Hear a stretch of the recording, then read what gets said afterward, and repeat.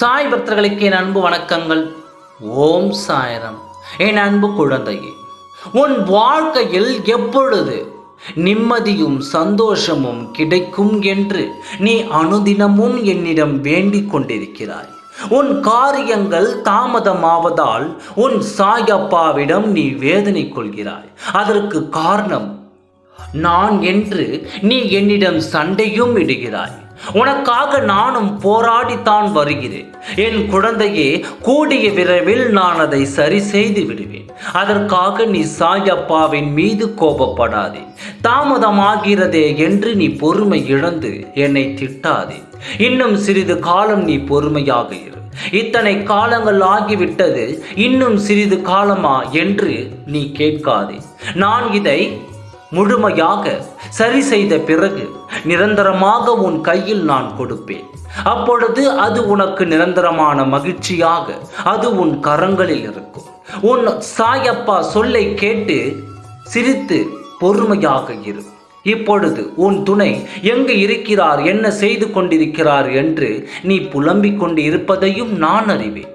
நீயோ என் துணை என்னை காண இன்னும் வரவில்லை சாயப்பா, சீக்கிரம் வர சொல்லுங்கள் என்று நீ என்னிடம் கேட்டுக்கொண்டிருக்க, உன் துணை அங்கே உன் மீது சிறிய வருத்தத்தில் இருக்கிறார் என்பதை உன்னிடம் சொல்லவே இப்பொழுது உன் சாயப்பா நான் வந்திருக்கிறேன். அது என்ன வருத்தம் என்று தெரியுமா? நீ இன்னும் அவரை சென்று காணவில்லை என்ற வருத்தம் அவருக்குள் வந்துவிட்டது. ஏன் அவருக்குள் உன்னை காணாமலேயே நான் சென்று தான் பார்க்க வேண்டும் என்று அவருக்குள் ஒரு வருத்தம் வந்துவிட்டது. இதை சரி செய்யும் இடத்தில் நீ இருக்கிறாய். ஒரு முறை தாழ்ந்து போனால் தப்பு இல்லை. ஏனென்றால் இது உன் வாழ்க்கை. இதை நீ காப்பாற்று, உன் கடமையாகவும். ஆகையால் உன் துணையை ஒரு முறை நீ சென்று பார்க்கலாமே.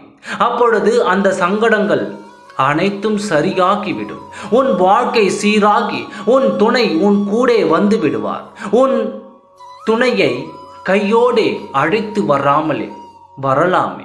இப்பொழுதைக்கு அவருக்கு இந்த வருத்தம் வந்துவிட்டது. வாழ்க்கைக்கு ஒருவருக்கொருவர் விட்டு கொடுத்து தாழ்ந்து போவதில் தப்பே இல்லை. பிறரிடம்தான் தன்மானமும் மரியாதையும் எதிர்பார்க்க வேண்டும்.